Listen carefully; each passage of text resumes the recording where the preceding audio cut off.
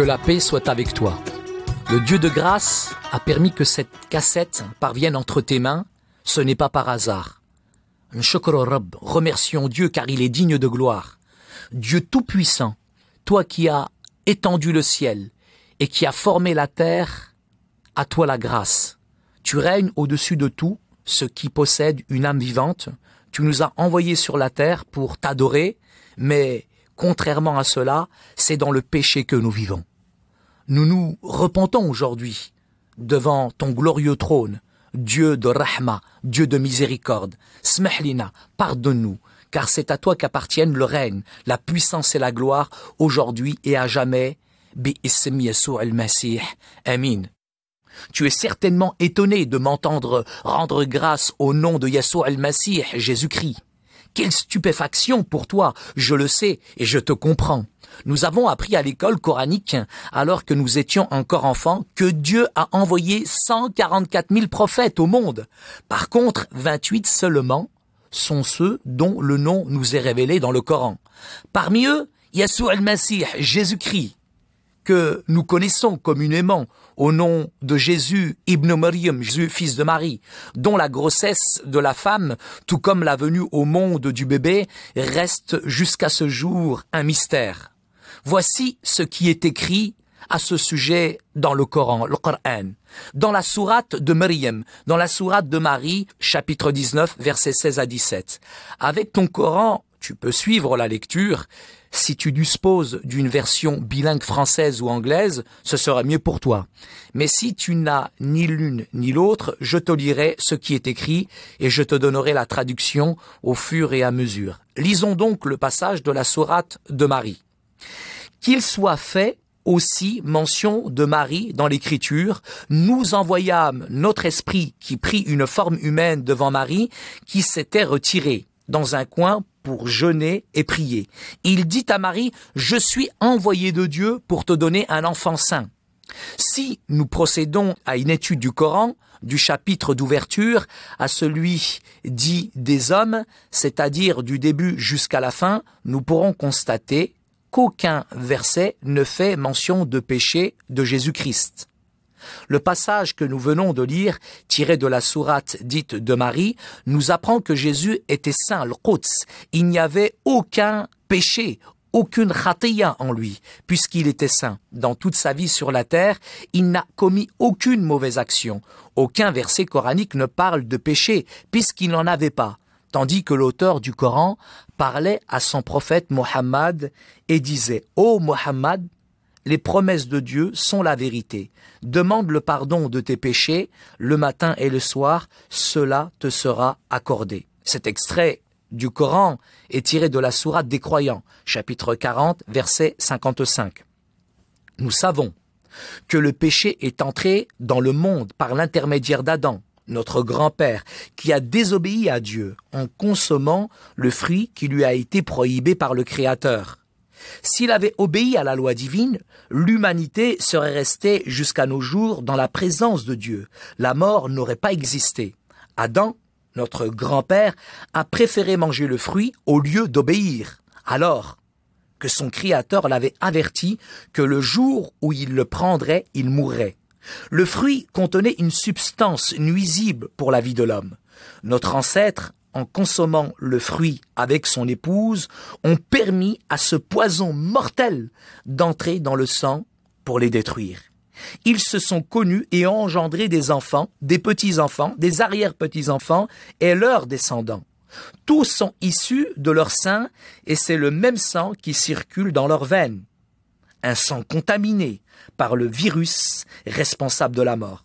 Par un seul homme, le péché est entré dans le monde et il l'a souillé.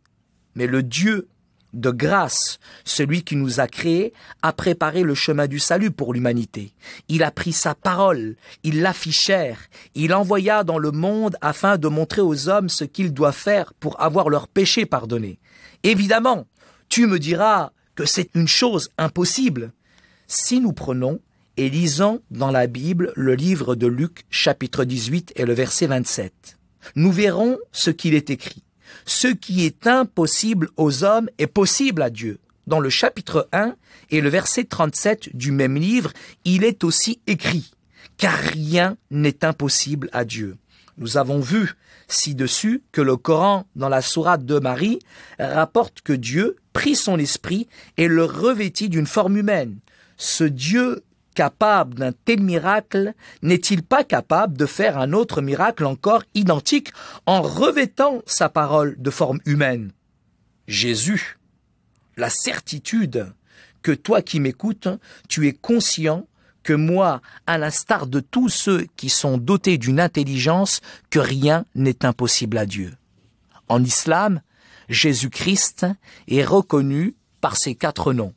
Isa ibn Maryam, Jésus, fils de Marie. Huwa ayat Allah, miracle de Dieu. Il est aussi Ruh Allah, il est l'esprit de Dieu. Il est Kalimat Allah, il est parole de Dieu. Les musulmans ont souvent recours à cette dernière appellation, Kalimat Allah, pour parler de Jésus-Christ. Toi aussi, tu la connais parfaitement. Kalimat Allah est une expression arabe qui signifie parole de Dieu.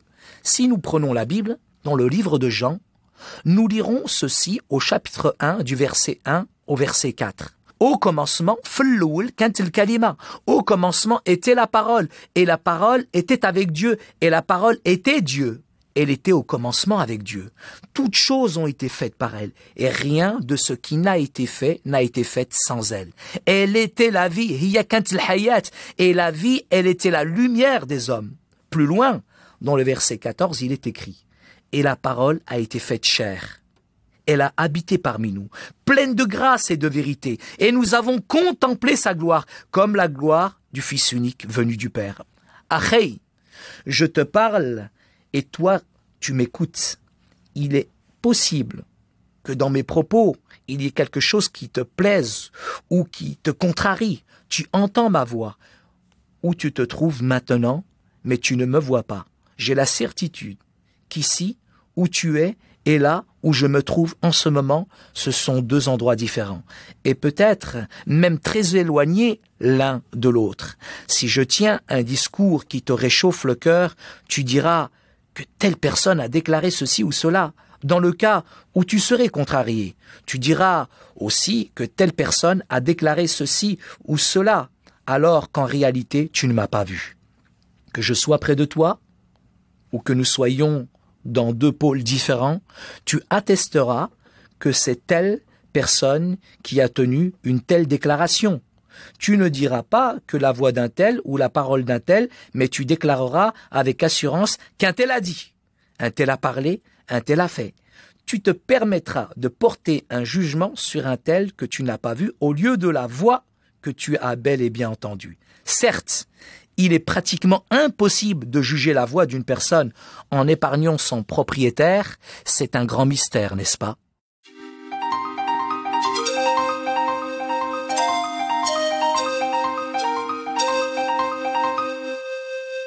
Ma parole et moi, nous sommes pareils. Je suis moi et ma parole, et aussi moi-même. Nous avons vu tout à l'heure que Jésus-Christ, Yeshua al-Masih, il est Kalimat Allah, il est la parole de Dieu. Est-ce que la parole de Dieu n'est pas aussi Dieu lui-même? Il est possible que tu dises que c'est la folie et à la grandeur de croire à de telles choses. Reprenons la Bible, Kitab al-Muqaddas. Dans 1 Corinthiens, au chapitre 1, au verset 25, voici ce qui est écrit.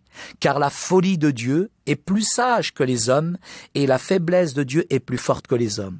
En poursuivant la lecture dans le verset 27 et 28, nous verrons ceci. Mais Dieu a choisi les choses folles du monde pour confondre les sages. Dieu a choisi les choses faibles du monde pour confondre les fortes. Et Dieu a choisi les choses du monde et celles qu'on méprise, celles qui ne sont point, pour réduire à néant celles qui sont.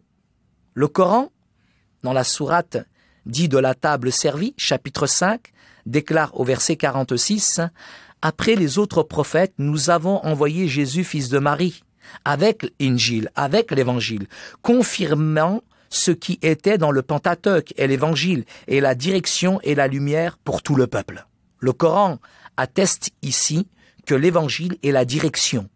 Il n'y a donc pas une deuxième. Le Coran atteste également que l'Évangile, il est la lumière, Nour, qui illumine le monde, l'Alam. Il n'y a donc pas une autre. Jésus-Christ est venu pour être cette lumière du monde. Jésus-Christ était saint puisqu'il est venu du ciel. Son sang est pur, il est saint. Il est venu pour être l'agneau de Dieu qui ôte le péché du monde. Son sang purifie de toute souillure. Par le péché d'un homme, le monde est déchu. Mais Dieu, dans sa rahma, dans sa miséricorde, aménagea un chemin de salut par un autre homme, juste et saint, à savoir notre Seigneur Jésus. On a tué notre Seigneur Jésus en le clouant sur un poteau. On t'a appris à l'école coranique que cela n'était pas vrai. Il n'a pas été tué. Dieu a trompé les Juifs en crucifiant une autre personne qui lui ressemblait. Crois-tu vraiment, mon frère, que Dieu a un vilain caractère à dire des mensonges et des ruses ou à tromper, je dirais comme les hommes? La Bible rapporte dans le livre des Hébreux au chapitre 6 au verset 18, « Il est impossible à Dieu de mentir. » Ne sois pas dupe, mon frère. Lucifer, Chétan, Satan est le père des mensonges, des ruses et des tromperies. L'histoire est témoin des faits sur la crucifixion de notre Seigneur sur la croix. Il est mort, enterré et Dieu l'a ressuscité le 3e jour. Plusieurs documents historiques témoignent de ces faits. Dieu l'a ensuite élevé. Il est remonté au ciel, il est vivant aujourd'hui, et il est vivant comme toi maintenant. Il revient bientôt pour prendre les siens et les emmener au ciel, au paradis, Jannah. Tous ceux qui n'ont pas reçu ce message iront fannar, iront en enfer. Toutes les prophéties annoncées par la Bible au sujet de Jésus-Christ, des siècles avant sa naissance, se sont toutes réalisées dans les moindres détails. La Bible a également annoncé son retour imminent, afin de prendre les siens avec lui. Plusieurs signes annoncés longtemps à l'avance par la Bible, prémices du retour de notre Seigneur Jésus, sont présents de nos jours partout dans le monde. Ainsi donc, tous ceux qui l'ont accepté avant sa deuxième venue au monde seront ceux qui auront la vie éternelle au ciel, au paradis. Lisons ce qui est écrit dans le Coran, dans la sourate de la famille, l'Amran, chapitre 3, verset 55. Dieu dit, ô Jésus, je te ferai subir la mort, je t'élèverai à moi, je te délivre des infidèles, et ceux qui te suivront seront au-dessus de ceux qui ne croient pas qu'au jour de la résurrection. Vous retournerez tous à moi, je jugerai vos différends. Le Coran même reconnaît la mort et la vie après la mort, et résurrection d'entre les morts de notre Seigneur Jésus. Le Coran reconnaît que ceux qui suivront le Seigneur Jésus seront au-dessus de toutes les religions du monde. Ne veux-tu pas être de ces gens-là? Ne veux-tu pas être de ceux qui seront au-dessus de toutes les nations? Dieu parle dans l'Épître aux Philippiens, au chapitre 2, au verset 7 à 11, il est dit, Jésus-Christ, Yeshua al-Masih, s'est dépouillé lui-même en prenant une forme de serviteur, en devenant semblable aux hommes et ayant paru comme un simple homme, il s'est humilié lui-même, se rendant obéissant jusqu'à la mort, même jusqu'à la mort de la croix. C'est pourquoi aussi Dieu l'a souverainement élevé et lui a donné le nom qui est au-dessus de tout nom, afin qu'au nom de Jésus fléchisse tout genou dans les cieux et sur la terre et sous la terre, et que toute langue confesse que Jésus-Christ est Seigneur à la gloire de Dieu le Père. Cher ami, cher frère, il y a un seul Dieu, Allah Wahad. Il y a aussi un seul médiateur entre Dieu et les hommes, Yeshua al-Masih, homme qui s'est donné en rançon pour le salut de tous. Il est devant ta porte, il frappe. Si tu lui ouvres la porte de ton cœur, te repentant devant lui, il entrera. Il pardonnera tous tes péchés. Tu deviendras saint. Sache qu'il n'existe pas un autre chemin pour aller au ciel, au paradis, en dehors de lui. Le Seigneur Jésus a déclaré lui-même dans la Bible en disant, je cite, « Je suis le chemin, la vérité et la vie. Et nul ne peut venir au Père que par moi. » Si tu es dans le doute, le Coran te dit ceci dans la sourate de Jonas, chapitre 10, verset 94. Si tu es dans le doute, demande à ceux qui ont reçu les Écritures, venus avant toi. La vérité de la part de notre Seigneur est descendue sur toi, ne sois pas de ceux qui doutent. Cher ami, aujourd'hui, tu as entendu la voix de Dieu, n'endurcis pas ton cœur. Je te remercie pour ton aimable attention. Rendons grâce à Dieu pour son amour insondable pour toi et pour moi. Nous te rendons grâce, Dieu Tout-Puissant, de nous avoir envoyé ta parole pour nous sauver. Elle a pris une forme humaine. Elle s'est donnée en rançon pour nous. Elle est venue en agneau pour ôter nos péchés. Ô Dieu de Rahma, Dieu miséricordieux, pardonne-nous nos offenses par ta gloire, purifie nos cœurs par le sang pur du Sauveur que tu as envoyé au monde, dans le saint nom de notre Seigneur Jésus-Christ. Amen. Pour d'autres informations, veuille bien t'adresser, je dirais, auprès de cette communauté chrétienne ou église qui t'a offert cette cassette. Rab Ma'ak, Rab Ibarkik, que Dieu te bénisse et à bientôt. Au revoir.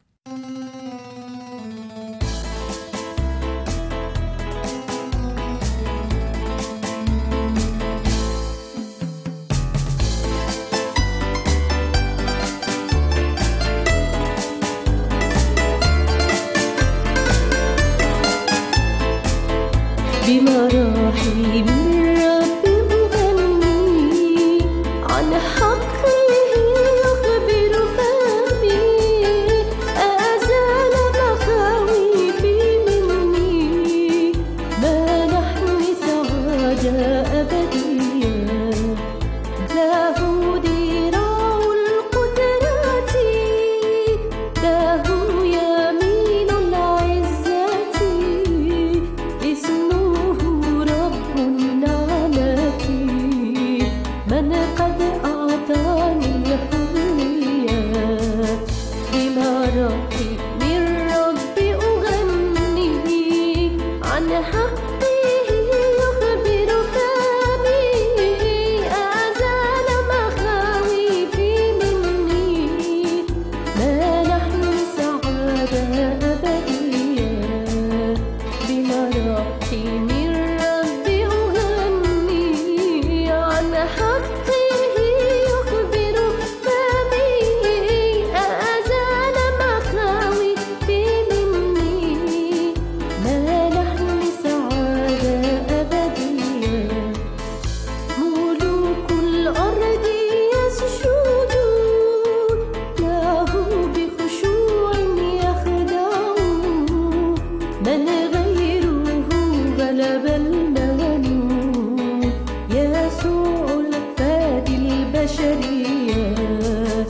بمراحم